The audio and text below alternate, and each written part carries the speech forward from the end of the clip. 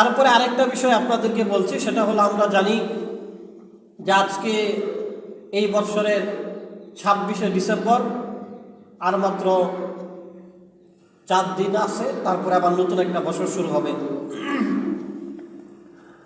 জীবনের নির্ধারিত হায়াত থেকে আমাদের একটা বছর কমে গেছে। সুতরাং জ্ঞানী, বুদ্ধিমান, সচেতন মানুষ যারা, তাদের এই বছর চলে যাওয়ার সাথে সাথে আফসোস হওয়া উচিত যে আমার আপনার জন্য হায়াতের যে বাজেট ছিল, বাজেট থেকে একটা বছর শেষ হয়ে গেছে। এবং এটা অনেক গুরুত্বপূর্ণ। আমরা হয়তো ওইভাবে চিন্তা করি না। নবীজি সাল্লাল্লাহু আলাইহি ওয়াসাল্লামের যুগের একটা ঘটনা, এক লোক 1 বছর আগে শহীদ হয়ে মারা গেছেন, আরেক লোক 1 বছর পরে স্বাভাবিকভাবে মারা গেছেন। তৃতীয় আরেকজন স্বপ্নে দেখছেন যে এই ব্যক্তি 1 বছর পরে মারা গেছে, সে আগে জান্নাতে যায়। 1 বছর পরে যে মারা গেছে সে আগে জান্নাতে যায়, আর যে ব্যক্তি আগে মারা গেছেন সে পরে জান্নাতে যায়। একবার লক্ষ্য করে দেখেন, যে শহীদ হয়েছে সে পরে যায় জান্নাতে, কিন্তু মারাও গেছে আগে। কিন্তু যে শহীদ হয় নাই, স্বাভাবিক মারা গেছে, মারাও গেছে পরে, কিন্তু জান্নাতে যায় আগে। এই স্বপ্ন দেখার পরে নবীজির কাছে স্বপ্নের ব্যাখ্যা জানতে চাইছেন। জিজ্ঞেস করছেন, ইয়া রাসূলুল্লাহ, আমি খুব বেশি আশ্চর্য বোধ করছি যে একজন ব্যক্তি শহীদ হয়েছেন, মারাও গেছেন 1 বছর আগে, সে জান্নাতে যায় পরে। আরেকজন লোক শহীদও হন নাই, স্বাভাবিকভাবে মারা গেছেন, আবার মারাও গেছেন 1 বছর পরে, সে জান্নাতে যায় আগে। তখন নবীজি সাল্লাল্লাহু আলাইহি ওয়াসাল্লাম ওই সাহাবীকে বলছেন যে এই ব্যক্তি 1 বছর হায়াত পাওয়ার পরে 1 বছরে কি সে এতগুলো ফরজ নামাজ আদায় করে নাই? 1 বছরে কি সে অতিরিক্ত একটা রমজানের রোজা আদায় করে নাই? এরকম 1 বছর সে বেশি হায়াত পাওয়ার কারণে কি সে এইরকম অতিরিক্ত নেক আমলগুলো করে নাই? ওই সাহাবী বললেন, ইয়া রাসূলুল্লাহ, অবশ্যই সে করেছে। তখন নবীজি সাল্লাল্লাহু আলাইহি সাল্লাম বললেন, তার আমল নামায় যেহেতু নেকি বেশি, সেটা 1 বছর আগে পরে মারা গেল, নেকি যেহেতু বেশি, সেটা আগেই জান্নাতে যাবে। তার মানে হায়াত দীর্ঘ পাওয়াটা এটা দূষণীয় না, যদি সে আমল অতিরিক্ত করে। এজন্য জীবনের নির্ধারিত হায়াতের থেকে যখন একটা বছর চলে গেছে, এটা আসলে আমরা সচেতন হলে আমাদের আফসোস হবে, আহারে আল্লাহ 65 বছর হায়াত আমাকে দিলেন, এর ভিতরে একটা বছর শেষ হয়ে গেছে। বা 90 বছরের হায়াত, এর ভিতরে তো একটা বছর শেষ। এরকম চিন্তা হওয়া উচিত। আর আমরা জানি যে 31শে ডিসেম্বর রাতে, এই রাতটাকে 31st নাইট নামে উদযাপন হবে বিশ্বব্যাপী, যার হাওয়া, যে কালচার আস্তে আস্তে মুসলমানদের ভিতরেও এসে গেছে, নাউজুবিল্লাহ। এর ইতিহাসটা হলো, কেন বিধর্মীরা, বিশেষ করে খ্রিস্টানরা, ডিসেম্বরের 31 তারিখ রাত্রে উদযাপনের সাথে আদায় করে, পালন করে। এর কারণ কি? কারণ হলো, রোমান খ্রিস্টানদের একটা দেবতা আছে, যে দেবতার নাম হচ্ছে জানুস। এই দেবতার মাথা হচ্ছে 2টা, সামনের দিকেও মাথা, পিছনের দিকেও মাথা। তাদের আকীদা এবং বিশ্বাস হলো যে জানুস হলো ভাগ্যের দেবী। তাদের ভাগ্যের যত ভালো এবং মন্দ সেগুলো নিয়ন্ত্রণ করে জানুস দেবতা। যখন 31 তারিখ ডিসেম্বর রাত 12টা কাঁটাটা ক্রস করে, তখন এক মাথা থেকে ঘুরিয়ে আরেক মাথাটা দেয়, যে এই বছরটা একভাবে চলছে, যা হয়েছে, আমাদের যত ভালো হয়েছে, সব ভালোগুলো আমাদের দেবতার মাধ্যমে হয়েছে, সামনে যত ভালো হওয়ার সেগুলো আবার তার মাধ্যমে নিয়ন্ত্রণ হবে। এই ভাগ্য দেবতাকে সম্মান করণার্থে, সম্মান করে তারা 31শে ডিসেম্বর রাতটাকে আনন্দ উদ্দীপনার সাথে আদায় করে থাকে, পালন করে থাকে। আমরা যারা মুসলমান, আমাদের ইমানের মৌলিক 7টা বিশ্বাসের একটা অন্যতম বিশ্বাস ওয়াল কদরি খায়রিহি ওয়া শাররিহি মিনাল্লাহি তাআলা। আমরা বুঝে হোক না বুঝে হোক জীবনে ছোটবেলা মসজিদের বক্তব্যে আমরা এগুলো শিখছি। ওয়াল কদরি খায়রিহি ওয়া শাররিহি মিনাল্লাহি তাআলা, যে আমার ভাগ্যের যত কল্যাণ এবং যত অকল্যাণ সব কিছু নিয়ন্ত্রণ করেন যিনি, তিনি হলেন রব্বুল আলামিন, আল্লাহ। তাহলে আমাদের তো আর 31 ডিসেম্বর রাত্রে উদযাপন করে পালন করার কোনো সুযোগ নাই, কারণ তাদের এবং আমাদের দেবতাই তো আলাদা, মালিকই তো আলাদা। তাদের বিশ্বাস একরকম, আমাদের বিশ্বাস একরকম। কিন্তু আমাদের দেশে এটা আসলো কিভাবে? আমরা জানি আধিপত্যবাদী 99 বছর, প্রায় 200 বছর তারা শোষণ করেছিল। ওই সময় তারা বিভিন্নভাবে, যেহেতু রাষ্ট্রীয় ক্ষমতা তাদের হাতে ছিল, পাওয়ার তাদের ছিল, তারা তাদের সংস্কৃতি আমাদের কাছে দিতে চাইছে। কিছু কিছু মানুষ বুঝে কিংবা না বুঝে ওই সংস্কৃতিরা লালন করছে, করতে করতে এখন এটা একটু বেশি প্রচার হয়ে গেছে।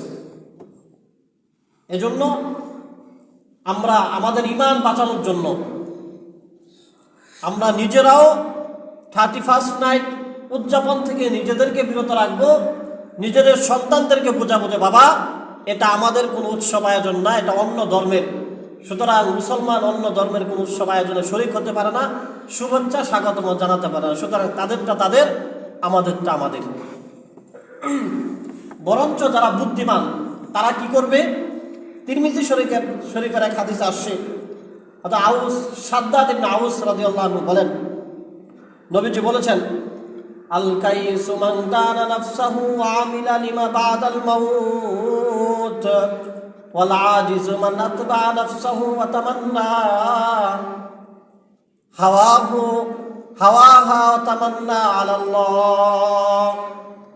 নবীজি বলেন, যে ব্যক্তি বুদ্ধিমান সে তো তার এই বুদ্ধি দিয়ে সে কোনো ধরনের গুনাহের কাজে নিজেকে না জড়িয়ে সে মনে করবে আমার জীবনের হায়াতগুলো একটা নির্দিষ্ট সময় পর্যন্ত দেওয়া হয়েছে, আমার জীবনের হায়াতটা নির্ধারিত, সুতরাং যেহেতু এক সময় মরে যেতে হবে, মরার পরে বিচার হবে, বিচারের সম্মুখীন আমাকে হতে হবে, সুতরাং মারা যাওয়ার পরে আমি কিভাবে নাজাত পেতে পারি সেই কথা চিন্তা করে যে বুদ্ধিমান হবে সে নেক আমল করবে।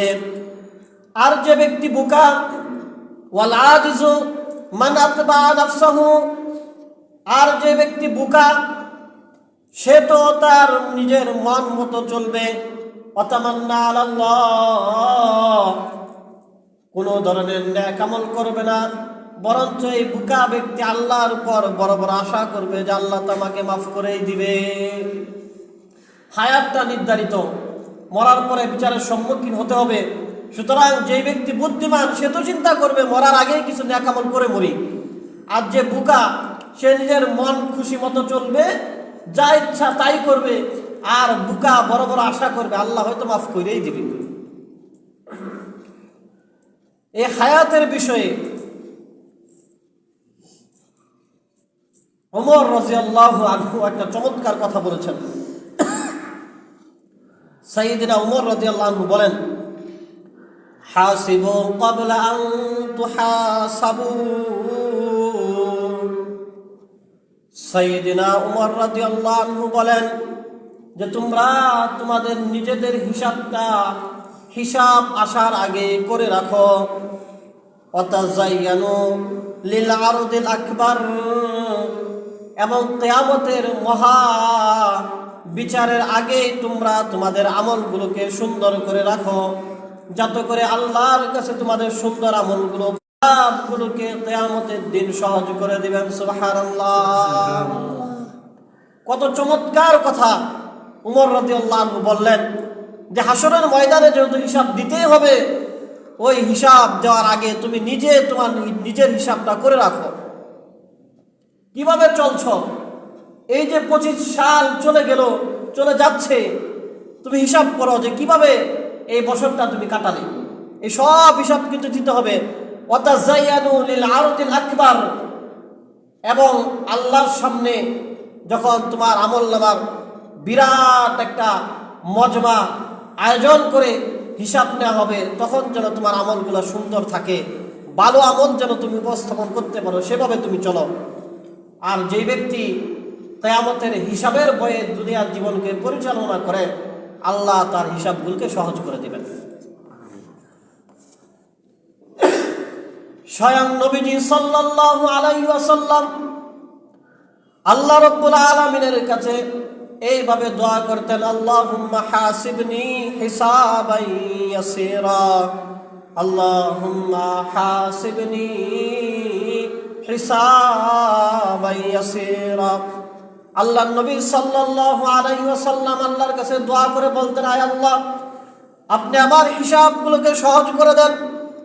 সাহাবায়ে কেরাম রাদিয়াল্লাহু আনহুম আজমাইন প্রশ্ন করলেন, ইয়া রাসূলুল্লাহ, হিসাব কিভাবে সহজ করে দেওয়া হবে? নবীজি সাল্লাল্লাহু আলাইহি ওয়াসাল্লাম বললেন, ও আমার সাহাবারা, হিসাব সহজ করার অর্থ হলো আল্লাহ কোনো বান্দাকে হিসাব নেওয়ার সময় ডাক দিবেন, ডাক দিয়ে বলবেন যে বান্দা, তুমি দুনিয়াতে আমার ভয়ে জীবন যাপন করেছ, হালালগুলো পালন করেছ, হারাম থেকে বেঁচে থেকেছ, আমি তোমার উপর সন্তুষ্ট হলাম, আমি তোমাকে মাফ করে দিলাম। হিসাব সহজ করার অর্থ হলো হিসাব না নিয়ে তাকে মাফ করে দেওয়া। কেননা যেই ব্যক্তির হিসাবের সম্মুখীন হয়ে যাবে, যাকে হিসাবের সম্মুখীন করা হবে, কারো সাধ্য নাই, কারো সামর্থ্য নাই, আল্লাহর সামনে আল্লাহর কাঠগড়ায় হিসাব দিয়ে পারবে জান্নাতে যাওয়া। তাহলে হিসাব সহজ হওয়ার অর্থ হলো আল্লাহ দয়া করে হিসাব না নিয়ে তাকে মাফ করে জান্নাত দিয়ে দেবে। নবীজি আল্লাহর কাছে এইটাই দোয়া করতেন, আল্লাহুম্মা হাসিবনি হিসাবান ইয়াসীরা। এজন্য আমাদের 31শে ডিসেম্বর রাতে গান বাদ্য করা এবং বিভিন্ন জরিপে দেখা যায় সারা বছর যত গুনাহ না হয়, যত অশ্লীল কাজ না হয়, যত ফুটকাবাজি না হয়, যত বেহায়া নির্লজ্জতা না হয়, এই 31শে ডিসেম্বর রাত্রে সারা দুনিয়ায় সারা বছরের থেকে বেশি পরিমাণ বেহায়াপনা, নির্লজ্জতা, গুনাহ, মদ বিক্রি, অবৈধ কাজ সবচেয়ে বেশি হয়। কিন্তু উচিত ছিল হিসাব করার, উচিত ছিল চিন্তা করা যে আমার এই বছরটা কিভাবে কেটে গেল, আমার হায়াতের রিজার্ভ যে সময় ছিল ওই সময় থেকে একটা বছর চলে গেছে, এটা চিন্তা করে কান্নাকাটি করার দরকার ছিল যে না জানি আমার নাজাতের জন্য যতটুকু আমল করার দরকার ততটুকু এই বছর করতে পারছি কিনা, এই বছর যতগুলো ফরজ নামাজ ছিল ততগুলো আমি আদায় করতে পারছি কিনা, আর যা যা নেকামল ছিল সবগুলো ঠিকঠাক মতো আদায় করতে পারছি কিনা, গুনাহ থেকে নিজেকে বাঁচাতে পারছি কিনা, এটা চিন্তা করে কান্নাকাটি করার দরকার ছিল। কিন্তু সেটা না করে তারা আনন্দ এবং উৎসবের সাথে কাটায়।